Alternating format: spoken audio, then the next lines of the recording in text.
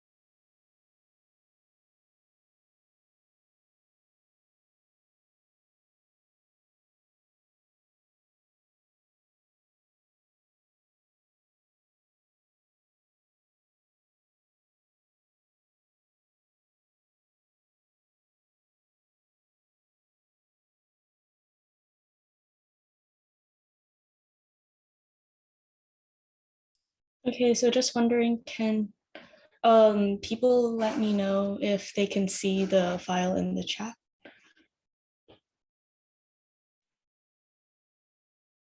Okay, thank you. Um, okay, then now I'll just be sharing the timer and you guys can all get started.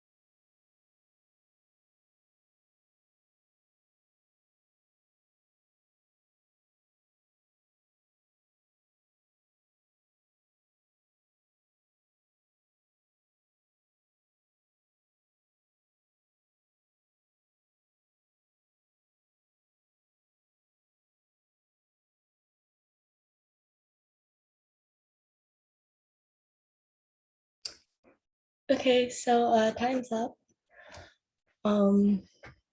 And I'll be posting the answers onto the screen.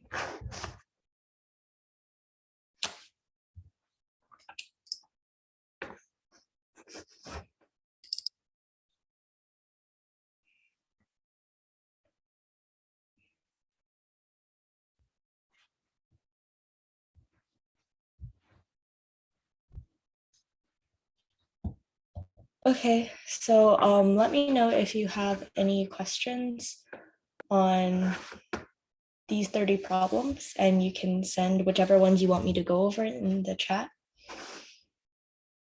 And for people who arrived late, I will be going over the questions now, so you can probably just like look over the ones you do not get to finish and see if maybe you didn't know how to solve some of them.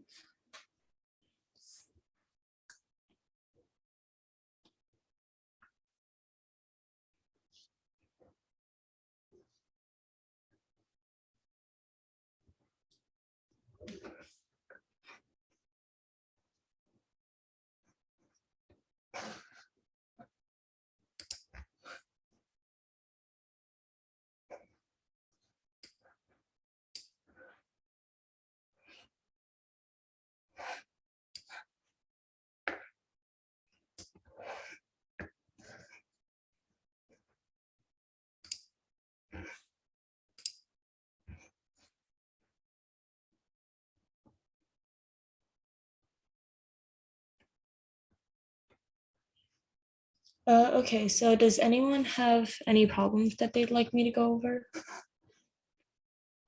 You can message me in the chat.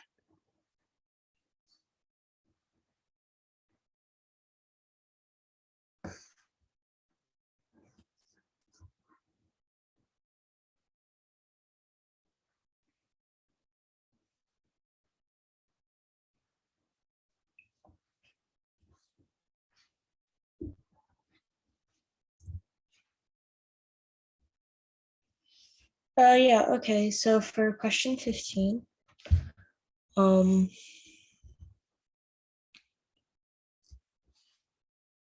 okay.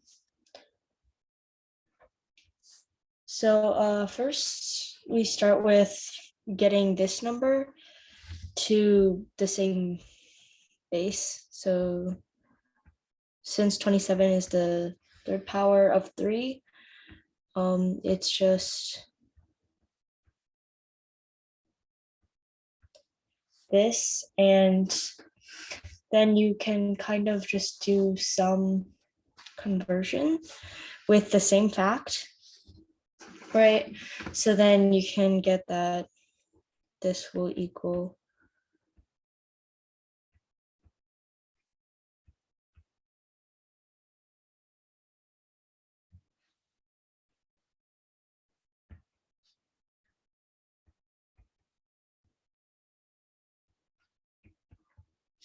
sorry.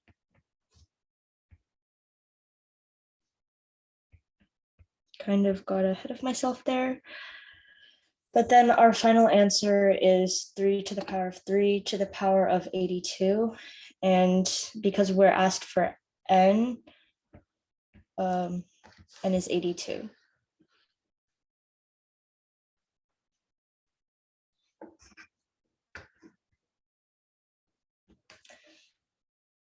Okay, so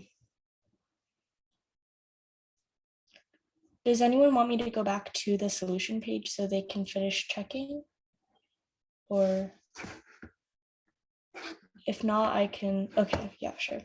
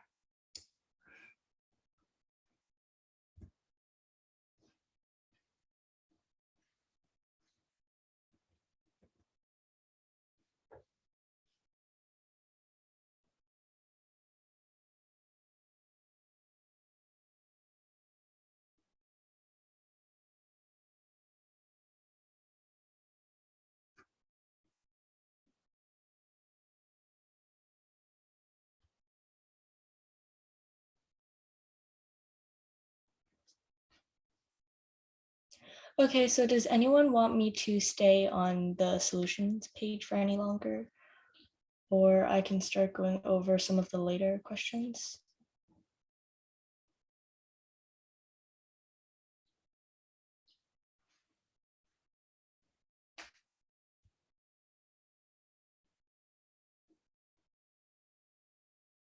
Okay, if not, then I'll start going over question 20, which was requested.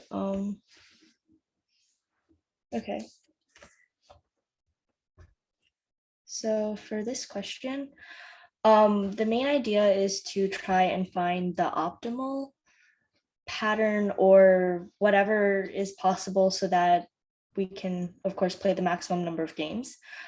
So let's not waste any of the game days. We can use the first 2 days. So I can just, okay. Let's use the first 2 days. So game day and game day. And we have to skip day 3 to avoid the 3 in a row. So this doesn't work. And then we can have another game on day 4. And we have to skip 5 days. So we don't play more than 3 games in 5 days, like the second requirement. And if you notice, we can add another game here because that won't violate this set of 5. So we can eventually just repeat this pattern over and over. This is a pattern of 5. Just to double check, basically all of these seem to work, and it kind of becomes a cycle.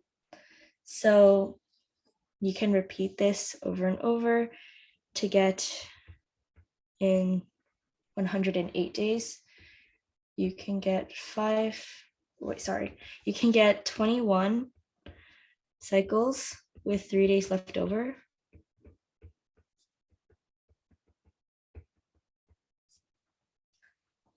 And in those 3 days, 2 can be played.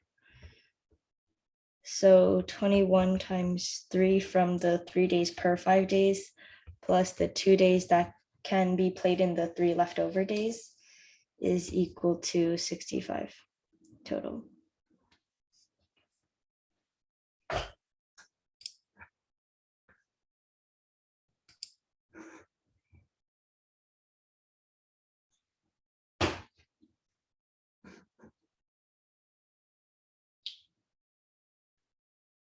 Okay, so was that clear, or is there any other part that's confusing?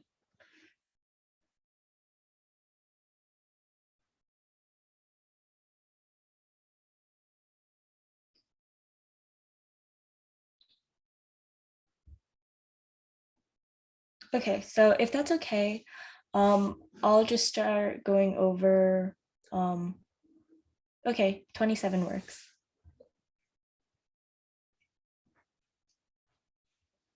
Okay, so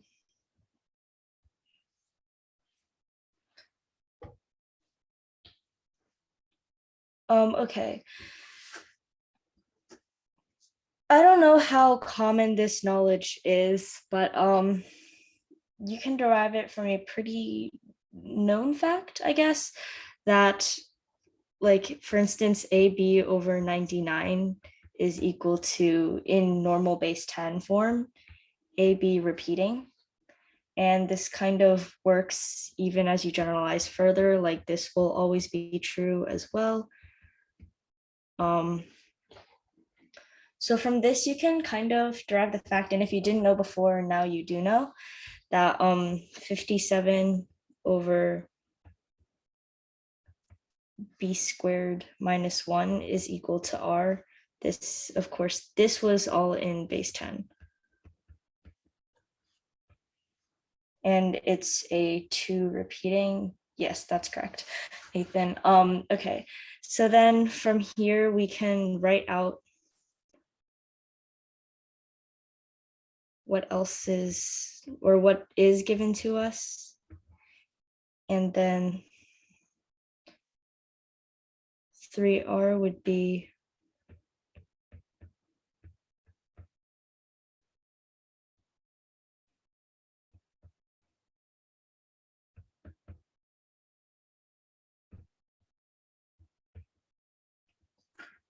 I'm just checking to see that my writing's actually going onto the Zoom screen.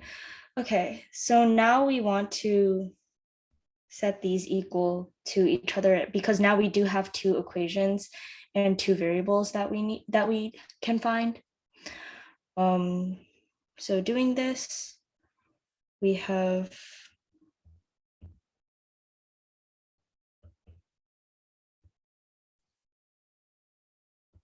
or we can substitute that 3 times 57 is equal to 1 plus 6 over b squared minus 1. Okay.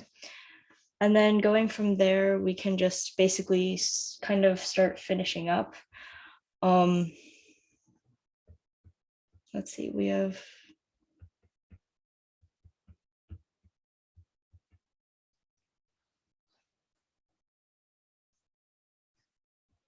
okay, I'm running out of a bit of space here.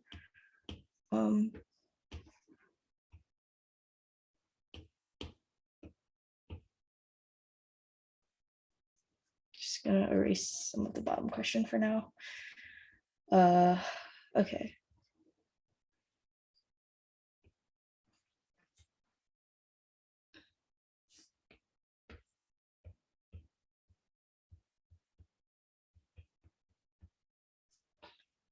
And does anyone want me to finish solving, or are people okay with this for the most part?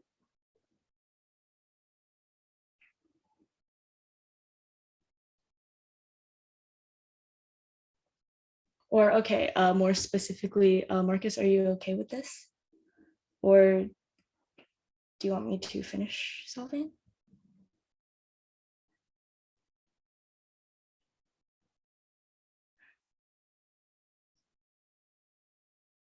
No, bases are not allowed to be non-integer in this.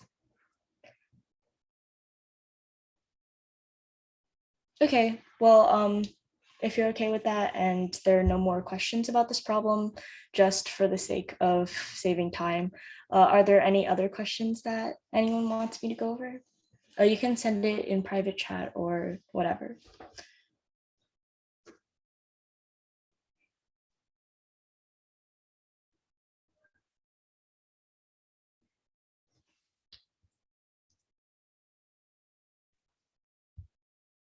Actually, no. In this case, b is not going to be non-integer.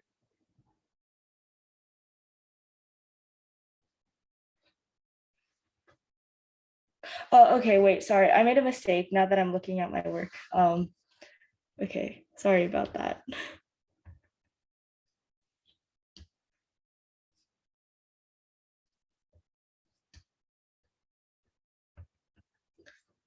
Okay.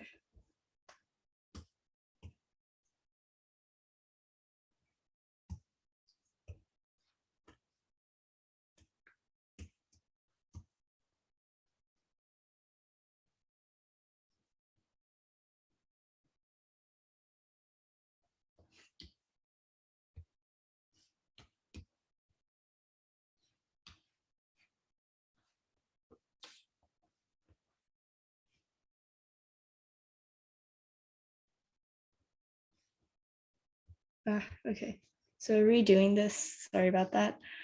3r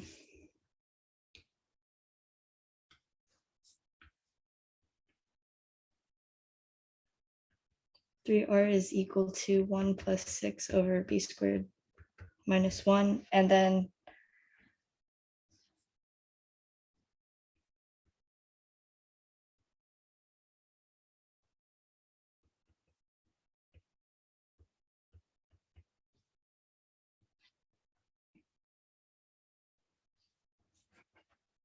okay, yeah, thank you for catching my mistake. Okay, I'll just finish solving then.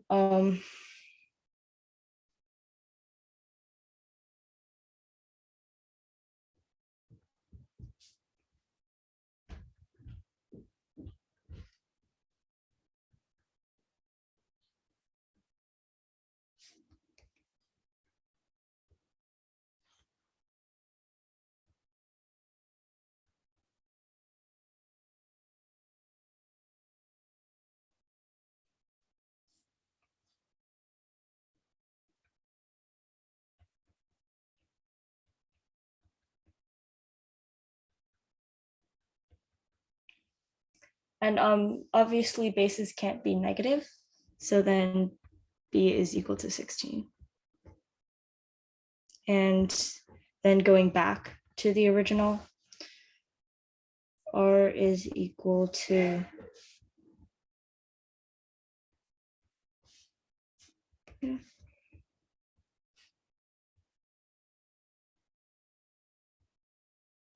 which can be simplified into 29 over 85. Okay, are there any further questions now that I fixed that?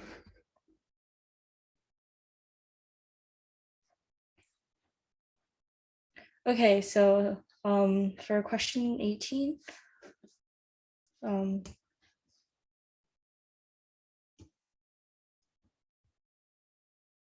okay.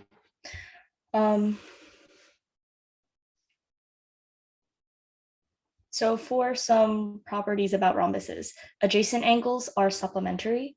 So that means if this is 150, this will be 30.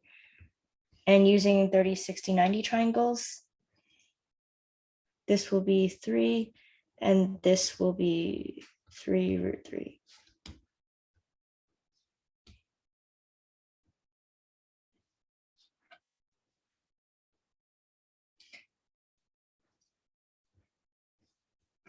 Okay. Also, please stop me if there are any, or don't stop me, but like just let me know in the chat if you do have any questions so that I can kind of address them while I'm going. Okay.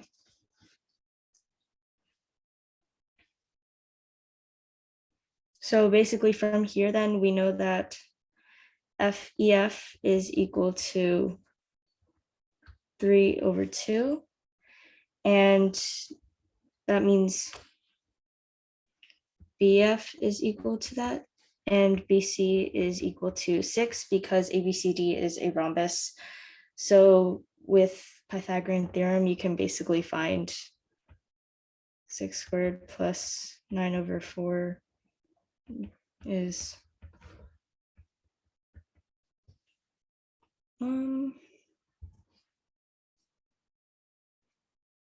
wait.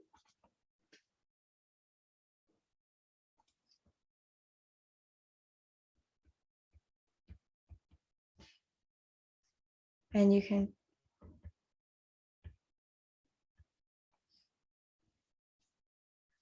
when you take the square root, it is 3 root 17 over 2, which means that we're asked to find A plus B plus C, which is then equal to 22.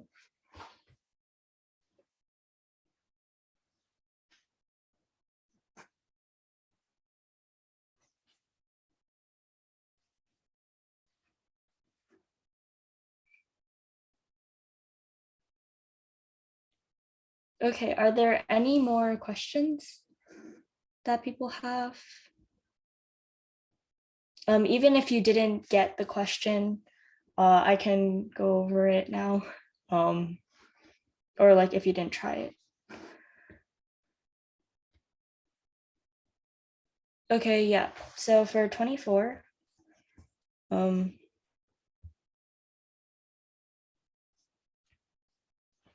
okay, so basically when we start looking at this problem, we don't really have any algebra facts in our arsenal that are related to difference or is related to the difference of cube roots, but we do have formulas for the difference of cubes. So we can start by substituting A as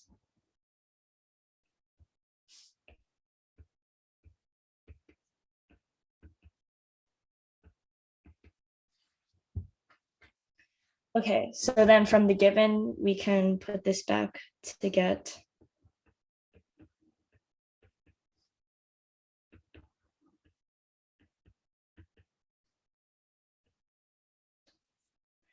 and now keep in mind that basically now the question is asking us to find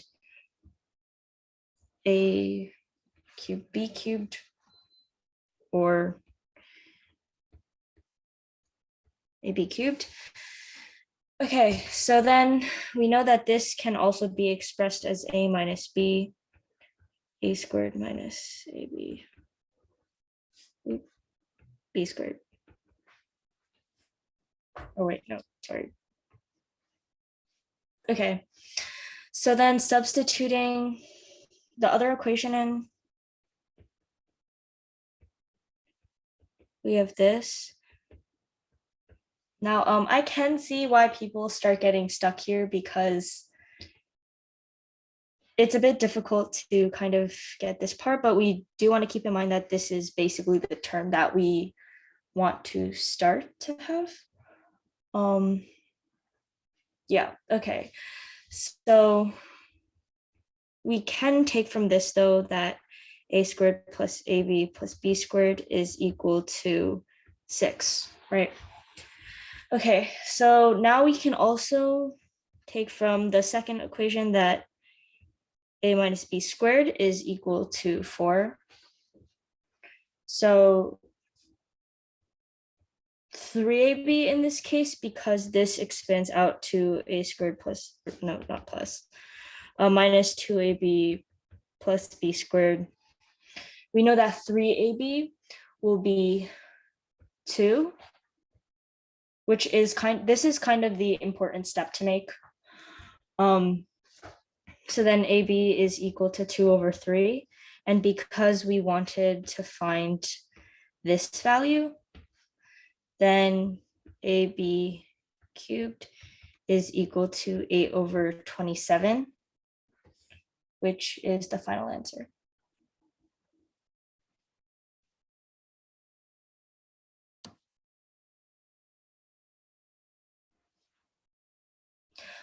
Yeah, I think you could have solved it that way, but it might have been a bit more difficult than this because this is pretty straightforward from a few kind of more basic algebra facts. But yeah, you're welcome to try it out that way if you can see it working for you. I mean, at least personally, I just think that this is a bit more straightforward.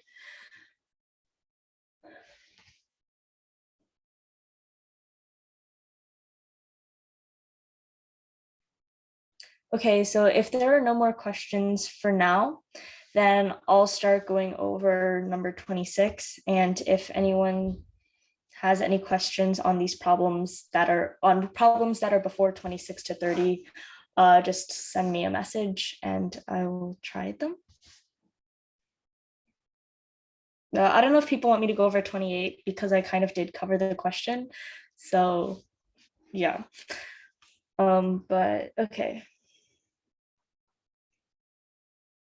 Actually, this is kind of a common type of question. So it's good to kind of have some knowledge of this type of strategy, but in case you didn't, oh,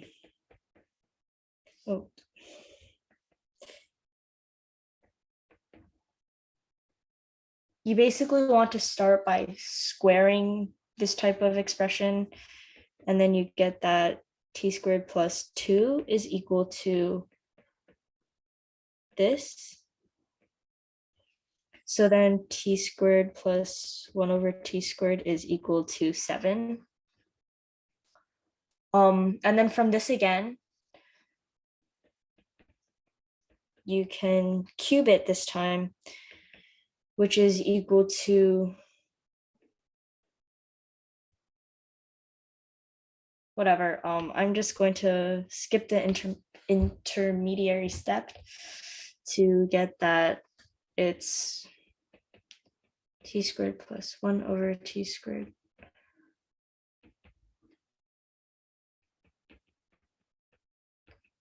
to get 7. That's I'm writing very weird things right now. I don't know why. I'm sorry about that.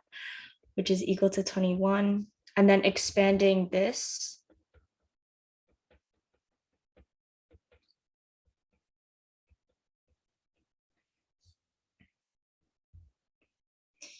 which means that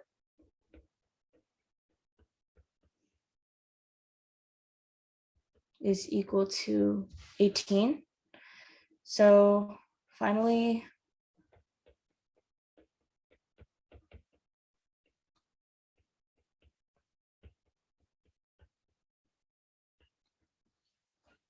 you want to do this, which is again using all of our previous facts, 7 times 18. So this is equal to 126. And then again, substituting, this is equal to 123. Okay. If there's no questions on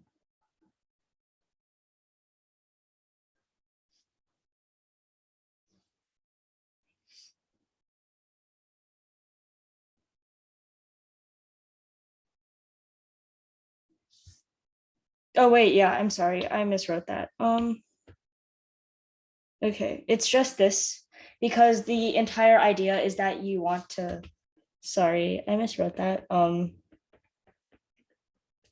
T cubed plus 1 over t cubed is equal to, and then plus whatever, because you basically want to find this thing, which you can get through what you already know.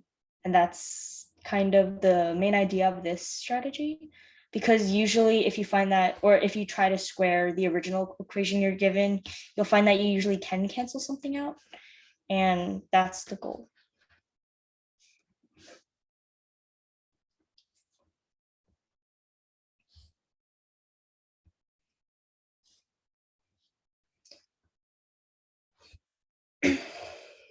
Okay, so does anyone want me to go over number 28? Because I'd probably need to erase the white that I drew over the question earlier. But I mean, at least for number 28, it's mostly using logic to try and get the desired that you want. I can do an overview of the question, but basically you note that these two circles are shared between 3 of the hexagons, while these 4 circles are shared between only 2 of them. So your goal is to kind of get the biggest number into the 2 blue ones because they're shared among the most, and you're trying to maximize the sum of each hexagon, and then you kind of just filter down. And there is a bit of trial and error involved, but it's mostly using that logic to kind of guide your trial and error.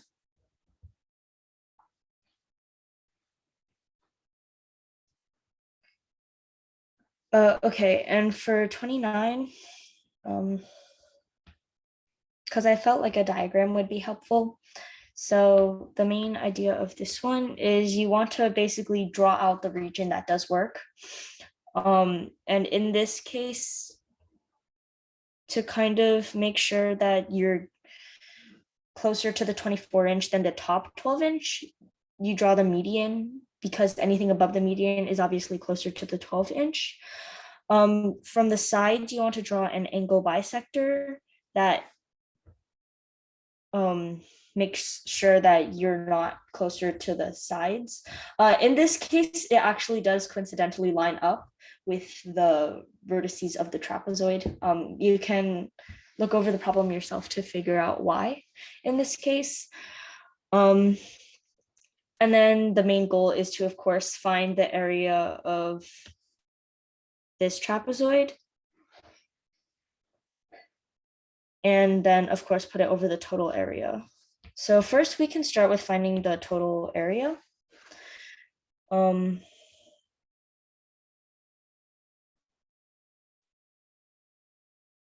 Okay, so usually if you have an isosceles, it's helpful to draw this kind of line, because then you can pretty easily figure out what the side lengths are. Okay, so in this case,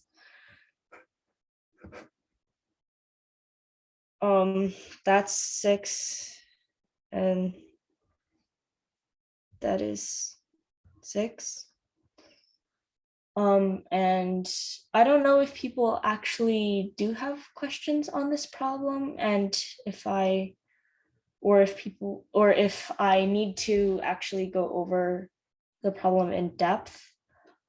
Please let me know if you do, but because this does end at 8, I'm going to skip over some of the steps for now. Okay, so some calculation is required in the middle to get that the height is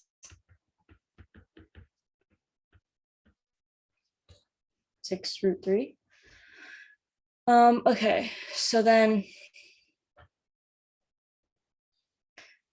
we know that the height of the trapezoid that we want to find, which is the desired region, will be half of that, which is 3√3. Yeah, 30, 60, 90, basically. Okay, so then this is not the most accurate drawing, I guess, then, but okay. This is 60, this is 30, right? Okay, and then for the sake of this question, let's just label some of these sides too.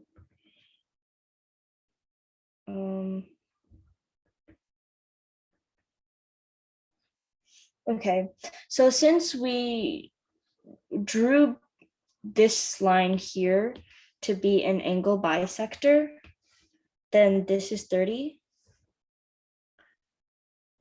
And this is 6, again, because we drew the median earlier. So our goal now is to find the side, and we can do that through basically knowing that this is 3, so then this is 6 again, because yeah, and this is also, wait, is that correct? Yes, okay.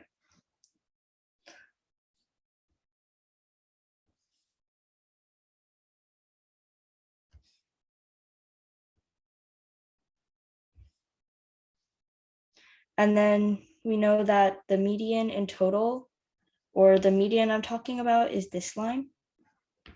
That'll be the average of the top and the bottom base. So 12 plus 24 over 2 is 18. So 18 minus 12 is 6.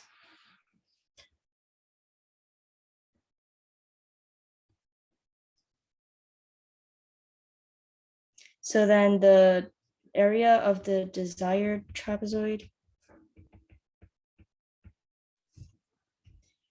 is 6 plus 24 over 2 for the half times the bases, and then times the height, and the total trap is 12 plus 24, again, same thing, times this. Okay, so then the desired ratio, because we basically then want this over this, is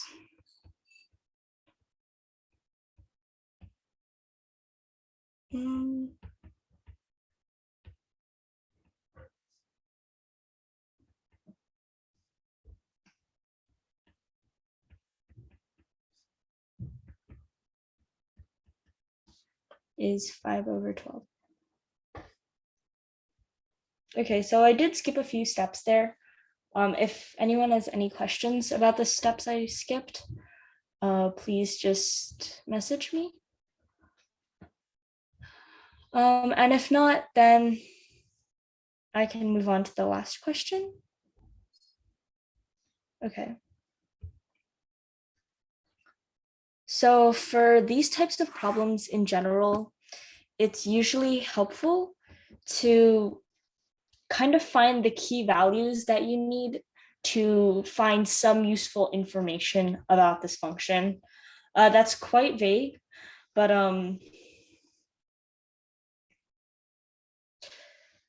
I hope you can see what I mean when I do the question. Okay, so first we can let x equal half. This is from this one. So then we get 1 minus x and x to be the same value, right? So then this is equal to this. So then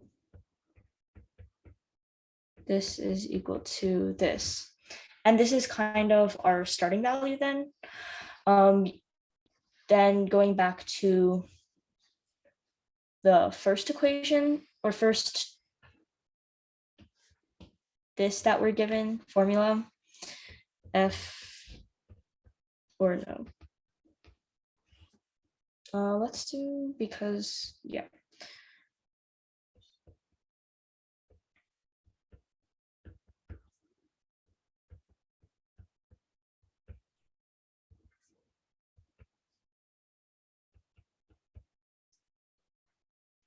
Which we just get from plugging it back in. And now we can find the first value that we want in this expression. And this is from the second equation again, so formula, so going back to this one. That'll be 3/4, correct? Yes. Yeah. Okay. So then now that we found our first value of this equation, we can start trying to generalize something out of it, because we do know that this is obviously an infinite series, whatever it is. So we want to find some kind of trend with this. For all positive numbers, we can basically start experimenting around. There's no really concrete way to do this next part, I guess, but we basically want to find this term somehow.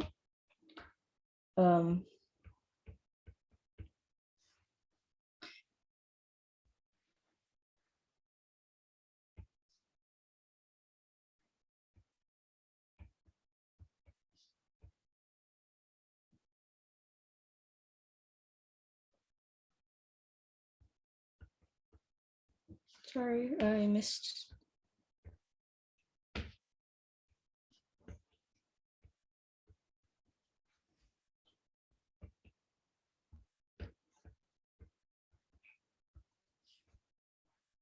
So then we can, from this, write that 2n plus 1, or 2/2n plus 1 is half of the function of this, right? Okay, so this basically means now that each successive term is half of the previous term. So because this is our starting value and basically the common ratio is half, which we got from this, then we have an infinite geometric series, which the formula for you should probably have memorized before you do the competition, is 3/4 times 3/4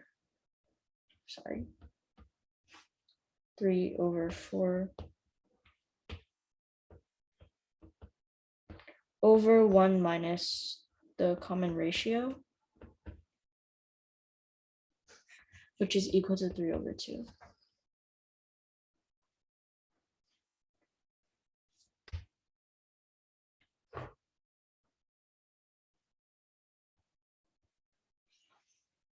Okay, so now that I went over the last 5 questions, or kind of 5, like 4.5 questions of the competition, is there any other questions that people want me to go over?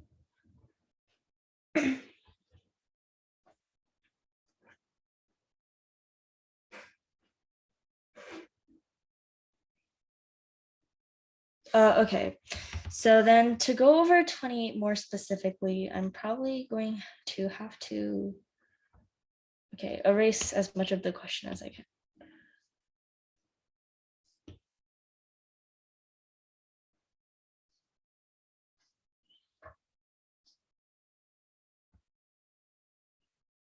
Okay, so I'm assuming you guys all still have the question document open.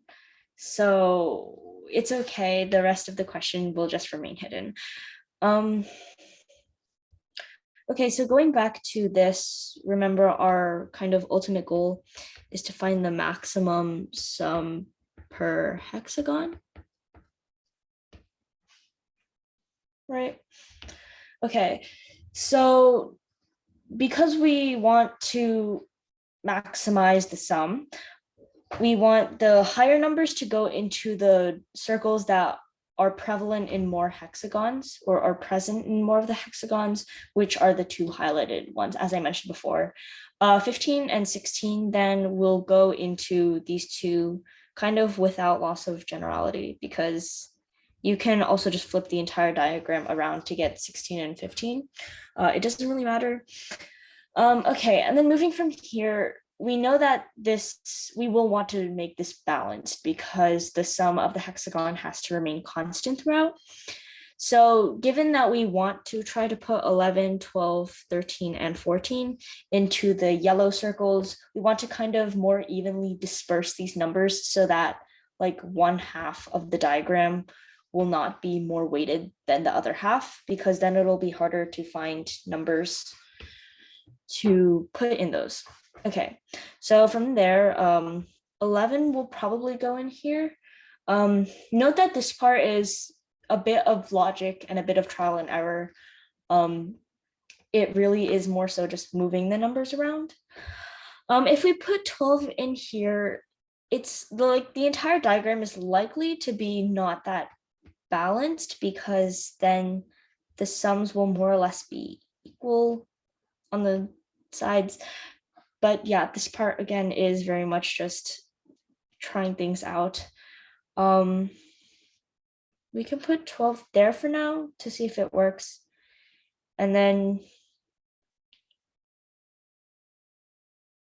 13 here and 14 here, because that kind of just creates enough of a gap that this one is just like one larger than this one, right? Okay. So then the rest of the numbers do kind of go in with a bit of logic. You know that the sum of the rest of the numbers are 55 because it's the sum of numbers 1 to 10. And from here, these circles are more likely to fill with smaller numbers because more of the hexagon is already filled with the larger numbers that we wanted to try and optimize. So then these ones will more likely have numbers that are lower.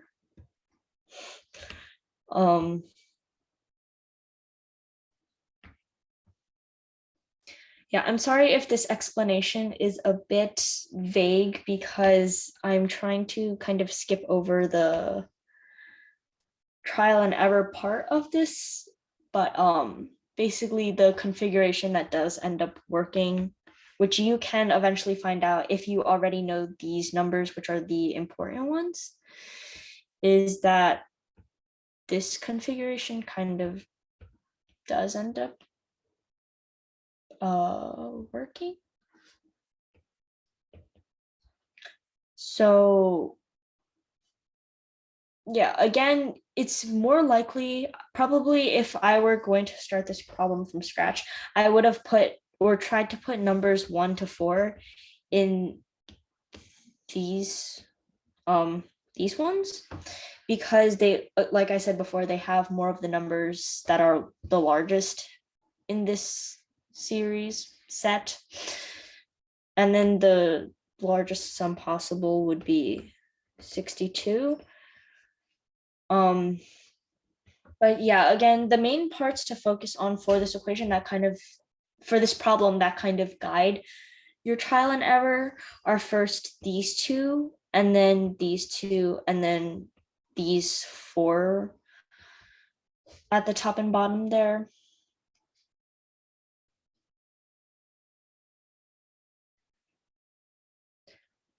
But yeah. Okay, are there any other questions about this entire set of problems or about 28 in general if what I went over was still a bit confusing?